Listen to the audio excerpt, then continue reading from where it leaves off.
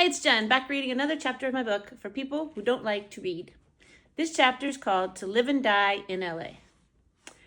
I wish I could, wouldn't it be great to leave LA? This seems to be a conversation I have heard repeatedly in the last couple months. I know what you're thinking. That's no surprise. And yes, you are correct. But the reasons for people leaving are more personal now. Not just to me, but to the business I have devoted myself to. Business being the problematic word here. It is an art form, one I love, cherish, and admire wholeheartedly, and one that at times seems to now be more about numbers than talent. My name is Jen Murphy, and I have been living in LA pursuing stand-up comedy for the past 17 when I wrote it. Now it's about 20 years. Some of these articles are a few years old, as you know. During the pandemic, it became almost a weekly occurrence to hear one of my peers who had decided to pack up and head out of not just Los Angeles, but the whole state of California. For some, it was the desire to be with family and save money while work was slow. Others longed to be in a more open state where there was not a mask mandate in sight and the comedy clubs were still alive and thriving. And there was, of course, those who simply began to resent and disagree with the way our fragile democratic city was being controlled. Or lack of control, if you were to see the mayhem and violence that took over our once sought-after environment. It used to be so cool and highly regarded to say you lived in sunny, beautiful Los Angeles. But now it sometimes feels shameful and embarrassing. After many years of traveling the United States to perform, I have never encountered this much disdain in response to my public declaration of my hometown. As we are just in the midst of the first quarter of 2026, far out of the pandemic, I find myself suddenly hearing the same kind of conversations from my fellow artists, spending their days fantasizing about fleeing the once career-making town of Hollywood. I thought the daily traffic was the only thing that gave me mass anxiety, till it became the norm for young, cracked-out homeless men to be walking down my local streets wielding machetes and baseball bats. I have close comedian friends leaving for what seems like primarily mental health and self-preservation. They are disgruntled, feeling worthless, unappreciated, forgotten, and frustrated. The opportunities for us to get on stage are seemingly fewer and farther between. If you look at most comedy club show flyers, and you will recognize the same faces night after night. They earn these spots, don't get me wrong. But do they really need all of them? Can we share the wealth? Feels today like it's just the cream of the crop. The top 1%, as they say. It used to be possible to get a few spots here and there at the major comedy clubs in town. These days, the world of stand-up comedy is beyond saturated now, to say the least. This article is not written out of bitterness, just a love of the game, a game I and too many of my most talented friends seem to be losing. After countless conversations with comedian peers who, like me, have all been doing stand-up comedy just about 20 years or more, are over the age of 40, and seem to be in the same disgruntled place, I figured the topic was worth addressing. The following is just an insight into the conflicts we still face regularly. I started going to the open mic at the Comedy Store in 2007. At that time, it usually meant I was up against about 40 other comedians, all of us desperately vying for the 15 spots available on the Monday night potluck, where we had our chance to perform for 3 minutes. Potluck is the name they used then and still do for the open mic. And yes, I did say 3 minutes, as in 180 precious seconds, a very cherished, coveted number of very sought-after seconds.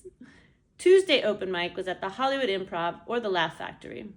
We would go every single week, and if 2 weeks went by in a row that your name was not picked, that seemed like a lot. Nowadays, it's approximately 300 comedians trying to get those same 15 spots. And it can take, It can take like half a year to finally get your name picked. Hoping to get those quick moments to showcase your talent. The chance for you to be seen by the renowned comedy club booker. Hoping and praying that she or he has got some downtime to not only pay attention to your jokes, but also that you have an audience laughing so loud it forces the booker to take notice of you when their job is literally to be around hilarious people 24/7. 3 minutes to kill, as we call it in the stand-up comedy world. But what if the booker thinks, maybe they got lucky, I should wait and see how they do next time?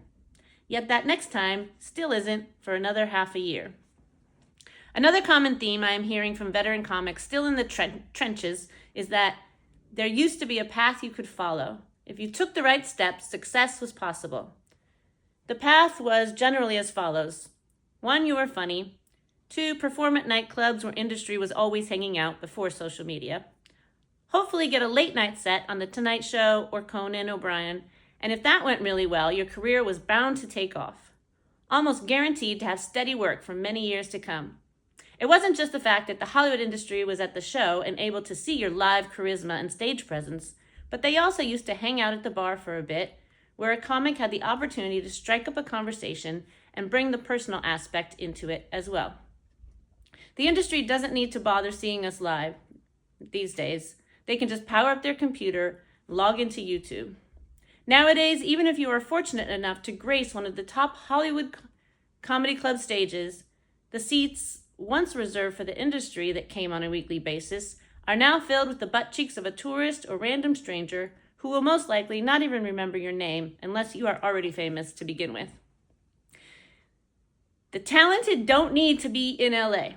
I put that in all capitals. They just have to be online.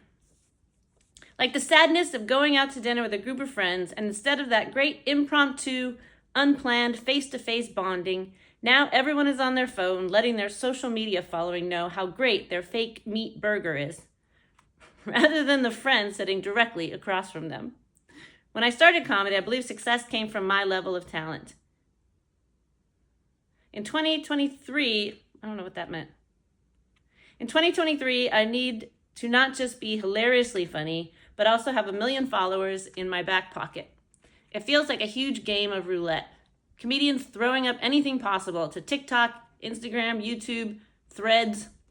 The list keeps growing and becoming more and more exhausting. Then just sit back and promise your life to Jesus if something will go viral so people will know your name. This is not me being an angry, bitter comic. I chose to write this article out of heartbreak from losing some of my favorite talented peers to a life out in the Midwest that involves backyards and stability. One that doesn't require carrying mace for a midday trip to your local Starbucks. At some point, most sane humans realize a huge house in Michigan that costs way less than a studio apartment in LA might be a really good decision. I hate when I am suffering, and I hate to see so many talented friends in the same stuck position, feeling hopeless, misplaced, and invisible in a very unpredictable career. It's not easy, and I guess that's why there's 1% really reaping the rewards. But at the end of the day, I guess I'd rather see people leave to pursue a better life than to stay in LA and give up on their life altogether. That was a sad ending. Not sad. We're here. If you want to buy my book, you can go on Amazon, or there's a link in my bio, or just keep watching me read it to you.